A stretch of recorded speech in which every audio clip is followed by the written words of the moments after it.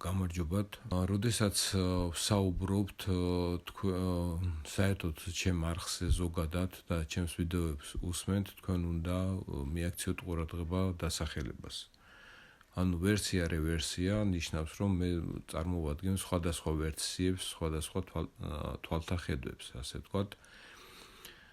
და ერთი შეიძლება იყოს დადებითი რაღაც მიმართულებით და მეორე შეიძლება იყოს უარყოფითი იგივე მიმართულებით. იმიტომ რომ ჩემი მიზანი არის რომ აი საზრუნების ჭიდილში რაღაც იქნება და რაღაც ჭეშმარიტება გამოიყვეს ჩვენთვის დაუშვათ ან ჩემთვის ან ჩემი მსმენელისთვის, ხო? ამიტომ ჩვენ უნდა განვიხილოთ ყველა ვერსია, ყველა მიდგომა, ყველა მოსაზრება და ასე შემდეგ. არაბულ სოფრებთან დაკავშირებით რაც ვთქვი, მე განვიხილავ ამას ჩვენი დამოუკიდებლობის ხარისხის ასე ვთქვათ ჭრილში, იმიტომ რომ ჩვენ უნდა ვისწავლოთ დამოუკიდებლად აზროვნება უპირველეს ყოვლისა და დამოუკიდებლად მოქმედება ყველა ქვეყანასთან, ყველა ერთან. და ეს ჩვენ კიდევაც აღვნიშნე, რომ ეს გამობრძმიდავს ჩვენს დამოუკიდებლობას. თუ რთულია ჩვენთვის, ან არ შეგვიძლია, ესეც უნდა განვიხილოთ, რასაკვირველია, რატო არ შეგვიძლია, რთული რასაკვირველია არის. ხო, ერთი უცნობის სიმღერაც არის ესეთი, არ ყოფილა ეს ოცნება პატარაო, ხო? მართლაც არ არის ეს პატარა ოცნება, ეს ძალიან რთული გზა არის. მაგრამ თუ ჩვენ გვინდა დამოუკიდებლობა, მაშინ ჩვენ უნდა ვიმოქმედოთ, ვიაზრუნოთ დამოუკიდებლად და ვიმოქმედოთ დამოუკიდებლად. თუ ჩვენ, მეორე ვერსიას წარმოგიდგენთ ახლა, თუ ჩვენ მივისწრაფით დაუშვათ ევროპისკენ, ხო? ესეა გაცხადებული და ჩვენი დამოუკიდებლობა ამ შემთხვევაშიც უნდა დავიცვათ მაშინ ევროპის წინაშე. იმიტომ რომ სადაც მიდიხარ, იქ ხვდება შენი თავისი წესები და შენი წესებით იქ ვერ მიხვალ და იმ წესებთან როგორღაც შენი ინტერესები უნდა შეაჯერო. ასევე აღვნიშნო, რომ ევროპის გარდა შეიძლება თურქეთთან დალაპარაკება რაღაც ალიანსში, მე მგონი აზერბაიჯანი გვთავაზობდა მსგავს რამოდენიმე წლის წინ იყო. აზერბაიჯანი, საქართველო, თურქეთის ალიანსს გვთავაზობდა, მე მგონი სამხედრო კავშირსაც გვთავაზობდნენ, ზუსტად არ ვიცი, ეხლა არ მოუძებნი ინტერნეტში, მაგრამ ასეთ რამეს ადგილი ჰქონდა ალბათ და თუ არ ჰქონდა, მაშინ ექნება, იმიტომ რომ თურქეთს აქვს ეს იდეა დიდი თურანის და ის უნდა გავიდეს აზერბაიჯანზე და ეს რაღაც იურიდიულად უნდა იყოს, ასე ვთქვათ, გამართლებული და გაწერილი კანონებით, ასე ვთქვათ, ხო? დაუშვათ რაღაც სტრატეგიული კავშირი საქართველოსა და აზერბაიჯანთან, მას უკვე ადვილად გაიყვანს კასპიის ზღვამდე და შუა აზიაში. ხო, ამიტომ მე ვთქვი, რომ იქნებ მაშინ თუ ევროკავშირი არ გვაძლევს რაღაც ისეთ წინადადებას, რაც ჩვენ გვაწყობს, იქნებ თურქეთს და აზერბაიჯანს დაველაპარაკოთ. თუ თურქეთი და აზერბაიჯანი არ გვაწყობს, მაშინ რუსეთს შეიძლება დაველაპარაკოთ, მით უმეტეს რუსეთთან გვაქვშენ თანაცხოვრების დიდი გამოცდილება, ხო ესეა?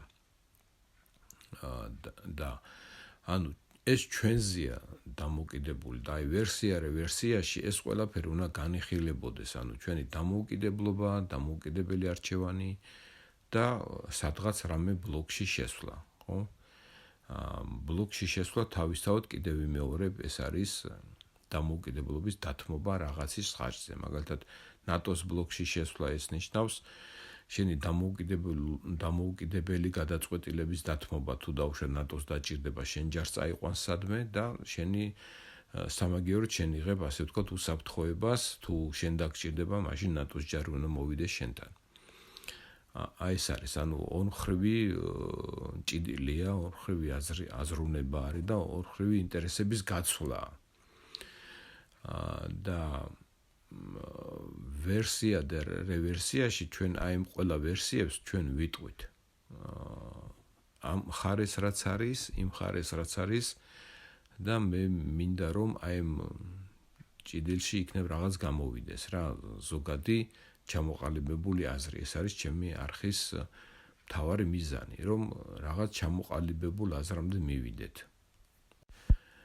აქედან გამომდინარე, მე მომწონს ჩვენი მთავრობის საქმიანობა ამ ხრივ, იმიტომ რომ ისინი ცდილობენ იმოქმედონ დამოუკიდებლად და ყველას ესაუბრონ დამოუკიდებლად, მიუხედავად იმისა, თუ რა სიძლიერის არის, რა საკვირველია. როდესაც ახლა შეერთებულ შტატებს ესაუბრები, ან ევროკავშირს, ან რუსეთს, შენ მაინც ცოტა ისეთ მცირე მდგომარეობაში ხარ, იმიტომ რომ შენი მასშტაბები არ შეესაბამება იმ ქვეყნების მასშტაბებს, მაგრამ როდესაც შენ ცდილობ შენი ინტერესები დაიცვა ყველასთან, ევროკავშირთან, შტატებთან, რუსეთთან, თურქეთთან, არაბებთან, ჩინეთთან, ეს უკვე ნიშნავს, რომ შენ სწავლობ დამოუკიდებლად სიარულს. შენ სწავლობ დამოუკიდებლად სიარულს დედამიწაზე და შენ სწავლობ რასაკვირველად დამოუკიდებლად აზროვნებას. აი ეს ძალიან მომწონს მე, იმიტომ რომ ჩვენ ახლა 90-იანებიდან აი რო დაუკვირდი ამ გადასახედიდან განთავისუფლით, ასე ვთქვათ, რუსული წნეხისაგან.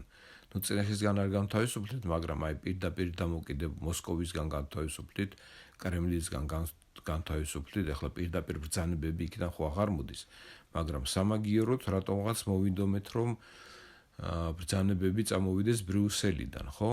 ანუ კი, გასაგებია, რომ იქ რეკომენდაცია დაარქვეს იმათმა, მაგრამ ნუ აუცილებლად უნდა შეასრულო გეუბნებიან, ანუ რა განსხვავებაა მაშინ, ხო? არავითარ განსხვავება არ არის. ამიტომ ჩემთვის დამოუკიდებლობა არ არის რაღაც ბრძანებების მიმართულების შეცვლა, ანუ აქედან მიიღებ მარჯვნიდან, მარცხნიდან თუ ჩრდილოეთიდან თუ დასავლეთიდან, თუ ის ნიშნულობა არ აქვს, რაც დაარქმევენ, რეკომენდაცია იქნება, რჩევა იქნება, თუ ის გეუბნება, რომ ეს აუცილებლად უნდა შესრულდეს, ეს არის ბრძანება, ხომ ესეა? ამიტომ მისასალმებელია ჩვენი მთავრობის ესეთი, ასე ვთქვათ, დამოუკიდებლობა თავის ქვეყნისადმი. მე ვფიქრობ, რომ მათ უფრო აღმატებულ ხარისხში აიყვანეს ჩვენი ქვეყანა. იმიტომ რომ მათ მე მგონი პირველად აი ბოლო 35 წლის მანძილზე ვიღაცებს უთხრეს უარი, ხო? და იმედია ეს გაგრძელდება. იმედია რომ საქართველოს ინტერესები დაცული იქნება ყველა მიმართულებით და ყველას დაველაპარაკებით ისე რომ ჩვენი ინტერესებიდან გამომდინარე. რასაკვირველია ჩვენ ნებისმიერ საქმეში ვისაც არ უნდა ესაუბრო, გინდა პოლიტიკა იყოს, გინდა არ ვიცი, გინდა თუ ვაჭრობაში, გინდაც არ ვიცი, მშენებლობაში თუ რასაც აკეთებ, ხო? იგივე ხელოსანი რომ მოკავს, ის გეუბნება თავის პირობებს, შენ ეუბნები შენ პირობებს და როგორღაც მერე საერთო შეჯერება ხდება და ისიც თან ხდება, შენც თან ხდები, ხო, ესეა. და მე მგონი ესე უნდა იყოს რა, ახლა რაღაც ახალს და იმას არაფერს არ ვამბობ მე. უბრალოდ ახლა ვიღაცამ იქ ბრიუსელში დაწეროს რეკომენდაცია და აქ უკვე როგორც ერთი არ ვიცი ვინ თქვა დეპუტატმა მე მგონი და ისაო ცალფეხზე თუ იტყვიანო რომ ცალფეხზე უნდა დადგეთო, ცალფეხზე უნდა დავდგეთო. ნუ ეს ახლა ეს ჩემთვის მიუღებელია. გამოიწერეთ არხი, გააზიარეთ არხი, გაიგეთ უფრო მეტი და გვირდებით რომ ჩემთან ერთად თქვენი აზროვნება და ფიქრები უფრო საინტერესო გახდება. დიდი მადლობა.